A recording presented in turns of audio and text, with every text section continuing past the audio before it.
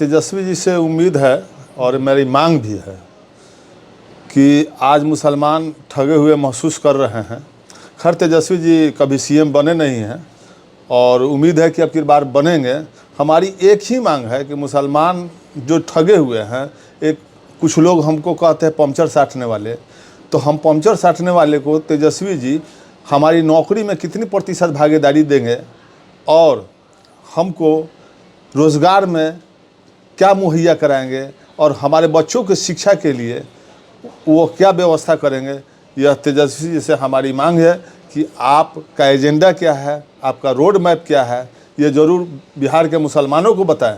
यादव समाज जितना चढ़ बढ़ के मतदान नहीं करता है, उतना मतदान मुसलमान राजद के साथ करता है। इस वक्त मेरे साथ जुड़े हैं एजाज खान, दिगवाड़ा के रहने वाले हैं, युवा, कर्मठ और समाज सेवी, राजद के समर्पित कार्यकर्ता हैं कि मुसलमान कैसे विश्वास करें राजद पे। कहते हैं पहले स्वागत करते हैं आपका। मैं आपको चैनल को और आपको बहुत बहुत धन्यवाद और इस मौके पर आपके पूरे टीम को बहुत बहुत मुबारकबाद। एजाज खान जी, जब राजद की बात करते हैं तो मुसलमान से ज़्यादा, चूँकि समीकरण माई समीकरण आपके साथ राजद के साथ जुड़ा है, तो राजद से क्या मांग है आपका कि मुसलमानों के लिए क्या आश्वान्वित करे राजद, तो मुसलमान संगठन जो है पूरी मुस्लिम कौम बिहार में उनको वोट दे? हमको तेजस्वी जी से उम्मीद है और मेरी मांग भी है कि आज मुसलमान ठगे हुए महसूस कर रहे हैं। खैर तेजस्वी जी कभी सीएम बने नहीं हैं और उम्मीद है कि अब की बार बनेंगे। हमारी एक ही मांग है कि मुसलमान जो ठगे हुए हैं, एक कुछ लोग हमको कहते हैं पंचर साटने वाले, तो हम पंचर साटने वाले को तेजस्वी जी हमारी नौकरी में कितनी प्रतिशत भागीदारी देंगे और हमको रोज़गार में क्या मुहैया कराएंगे और हमारे बच्चों की शिक्षा के लिए वो क्या व्यवस्था करेंगे, यह तेजस्वी जी से हमारी मांग है कि आपका एजेंडा क्या है, आपका रोड मैप क्या है, ये ज़रूर बिहार के मुसलमानों को बताएं।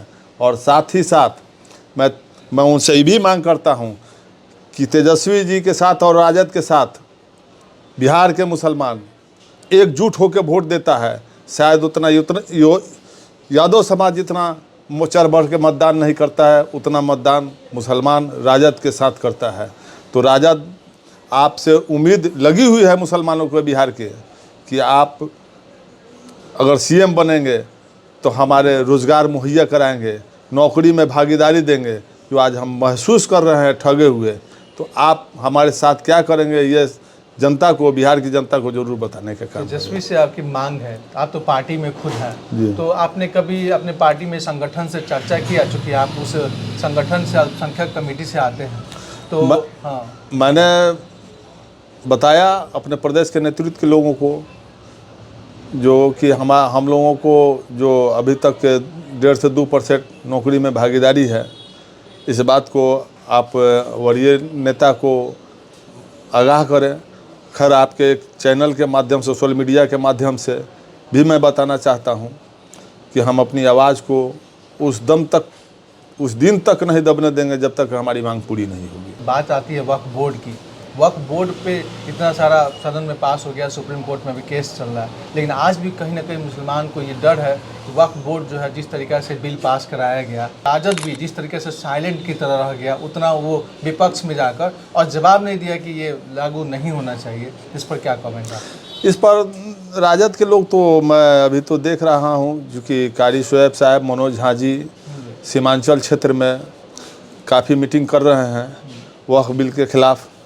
ऐसा नहीं है, राजद लड़ाई लड़ रही है और साइलेंट मुद्रा में नहीं है, क्योंकि पार्टी से हम जुड़े हुए हैं तो सब बात विरोधी की तरह नहीं बोलेंगे, मगर पक्ष भी है कि ये सोशल मीडिया के माध्यम से आप देखा जाएगा कि चूँकि राजद साइलेंट मुद्रा में नहीं है, क्योंकि मनोज जी लगातार सीमांचल में और कारी शोएब साहब और हमारे लीडर अनवर साहब, सब लोग काफ़ी जुटे हुए हैं, उस मांग को रख रहे हैं। एजाज जी, वक्फ बिल पे आप क्या सोचते हैं, जिस तरीके से पास हो उस पर बताएं। नहीं, ये तो बिल्कुल अंधा कानून है। हमारी संपत्ति है, हमारी ज़मीन है, हमारे पूर्वजों की दी हुई संपत्ति है, चूँकि वो अल्लाह के नाम से लोग डोनेट करता है, तो उसमें जो ये वक्फ बिल का मुद्दा लाया गया, ये बिल्कुल सरासर गलत है। चूँकि धार्मिक न्यास बोर्ड है, कहीं आपका ट्रस्ट है, तो उसमें हम लोग कहाँ इन्वॉल्व हो रहे हैं? हम लोग तो कहीं इन्वॉल्व भी नहीं हो रहे हैं। अब रह गई बात कि सरकार इस मुद्दा को दाबने के लिए ये जनगणना लाया है पूरे भारत में, चूँकि मुसलमान एक्सेप्ट नहीं किया, वो सोचे कि पासमानदा मुसलमानों को मैं रुझा लूँगा, मगर ये हमारी कौम की बात थी, हमारे धर्म की बात थी, हमारी दी संपत्ति की बात थी, तो हम लोग सब एक साथ एकजुट एक पैर पे खड़े हैं। ये बताया एजाज जी कि वक्फ बोर्ड के साथ साथ मुस्लिम समाज जिस तरीक़ा से बिहार में अपने आप को असुरक्षित महसूस कर रहा है, तो किसके साथ रहने पर उसको सुरक्षा महसूस होता है? चूँकि तेजस्वी जी बराबर इस बात को कहते हैं, हर मंच पे कहते हैं कि आप दलितों से गला लगाएं, कमज़ोर वर्ग से लगाएं, जो मुसलमान भाई हैं उनसे गले लगें। ये बात तो तेजस्वी जी कहते हैं, मगर ठीक है, उनकी कम्युनिटी के कुछ लोग हैं, चंद लोग हैं जो हर कौम में हैं। ऐसा नहीं है कि मुसलमान में भी नहीं है, हर कौम में लोग हैं। वह चंद लोग किसी एक समुदाय को बदनाम करते हैं, वरना जो देश का लीडर है तेजस्वी जी, उनकी इस तरह की सोच नहीं है। नीतीश जी हमारे लिए कहीं खरा नहीं उतरे हैं, कहीं खरा नहीं उतरे हैं। नीतीश जी चाहे वक्फ बिल हो या एनआरसी में भी बीजेपी के साथ खड़े हुए। उन्होंने तो बोला था कि बिहार में ये लागू नहीं होगा। नहीं बोले, मगर हमारा विरोध करना एक अलग चीज़ है, लागू नहीं होना वो अलग चीज़ है। हम कहते हैं कि आप मेरे साथ खड़े हैं तो खड़े रहेंगे, चाहे वो लागू नहीं होगा तो सरकार के विरोध में आप खड़े होइए, सरकार के माने पक्ष में खड़ा होइए, पक्ष में या विरोध में खड़ा होइए। तो क्लियर करिए, एगो स्टैंड क्लियर नहीं है इनका। तो क्या लगता है अभी तो जन सुराज भी आ रहा है, मुसलमान किधर जाए? आप तो राजद के समर्पित कार्यकर्ता हैं, तो राजद को समर्पित कार्यकर्ता तो आप सोचेंगे मेरे साथ जाए, लेकिन राजद अभी भी स्टैंड, आपने कहा कि हम मांग करते हैं तेजस्वी जी से कि वो जो है वो क्लियर करे कि मुसलमानों को वो क्या देंगे, आरक्षण कितना प्रतिशत देंगे, ऐसा आपका स्टैंड है आपका? हाँ जी बताएं। बिल्कुल बिल्कुल बिल्कुल, हमारी मांग तो रहेगी, क्योंकि हम दरी से फेदा बिछाने वाले नहीं हैं, हम बिछाएंगे, पार्टी के लिए समर्पित हैं।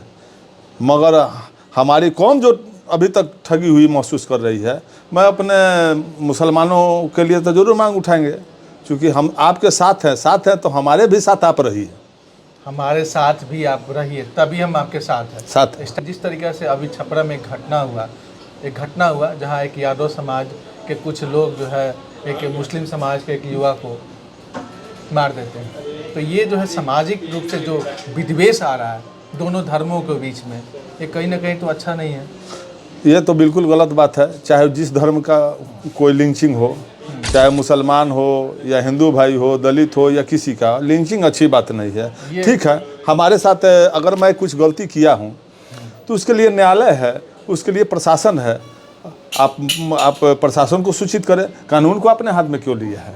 लेकिन जिस तरीके से कानून भी कहा कि ये जानवरों का सिर्फ मामला है, इसमें कोई लिंचिंग नहीं है, कोई ये नहीं है, तो कहीं सटीक बैठता है? ये बताया नहीं, ये तो नहीं बैठता है, चूँकि हम करीब चक गए हैं, हमने पूछा है लोगों से, तो लोग कहा कि 2 बरस पहले शायद तो वो गाय बछरू वो बांधे हुए थे, उसके खाना खुराकी का पैसा मांगे, कहे कि दे देंगे, फिर दूसरा बार उनके यहाँ चला गया और उसके बाद उनके साथ लिंचिंग किया गया।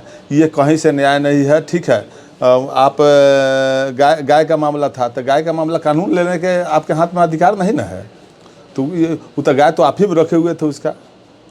अच्छा, कुछ लोग जो है मुसलमान समाज में, संगठन में, जो उनका थॉट्स ये है कि सिर्फ जो ये वक्फ बोर्ड है वो धन्ना सेठों के हाथों में है। धन्ना सेठ का मतलब कुछ ऐसे लोग जो इसका पैसा का फ़ायदा उठा रहे हैं, उसके ट्रस्ट का फ़ायदा उठा रहे हैं, उसके जगहों का फ़ायदा उठा रहे हैं, ठीक है, वो चीज़ बाकी गरीबों को उससे कोई फ़ायदा नहीं। क्या आपको लगता है ऐसा कुछ? देखिए, वो उसमें ट्रस्ट जो दान दिया जाता है उसमें कब्रिस्तान बनता है, मदरसा बनता है, मस्जिद बनता है, तो उसमें अगर ऐसा है तो सरकार का काम है कि उस पर निगरानी रखे। अगर कोई गलत करता है तो उसके खिलाफ कानूनी कार्रवाई हो, क्योंकि वो हमारी संपत्ति है तो उसको तो हम लोग भी देख सकते हैं।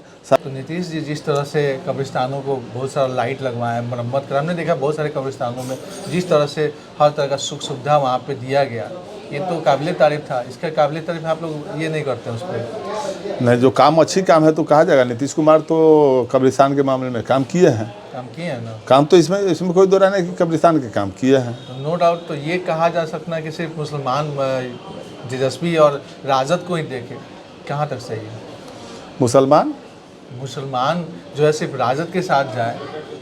नहीं, ये वक्फ बिल के मामले में तेजस्वी जी एकदम बिल्कुल स्टैंड इनका साफ था कि मैं इसके खिलाफ हूँ। नीतीश जी हमारे साथ खड़े नहीं हुए। नीतीश जी नहीं खड़े हुए, इसका मतलब है कि हम उनको वोट नहीं देंगे। बिल्कुल नहीं देंगे, बिल्कुल नहीं देंगे, बिल्कुल नहीं देंगे। तो तेजस्वी जी अगर आरक्षण के मामला में उन्होंने स्टैंड नहीं दिया, जैसे अभी आपने बताया दिगर कि हम स्टैंड करते हैं कि वो आरक्षण के मामले में कि मुसलमानों को कितने प्रतिशत नौकरी देंगे, ये क्लियर करें। अगर नहीं करते हैं तो क्या करेंगे मुसलमान?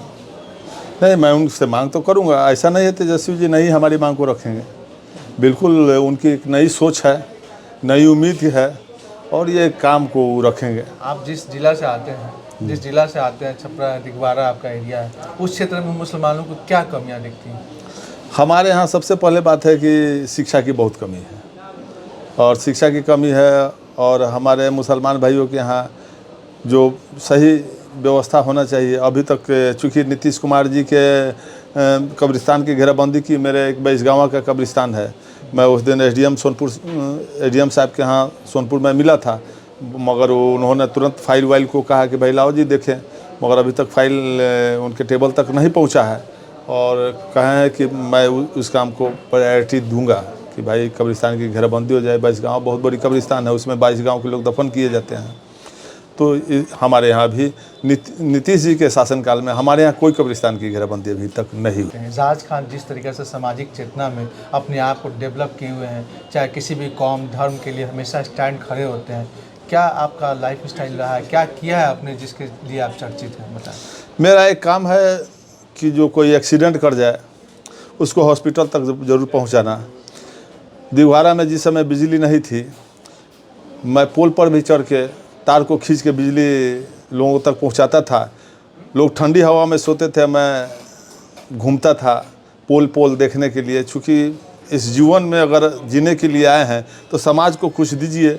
अगर उसका एक रोआ भी आपको दुआ दे देगा तो आपके बच्चे फल फूल जाएंगे।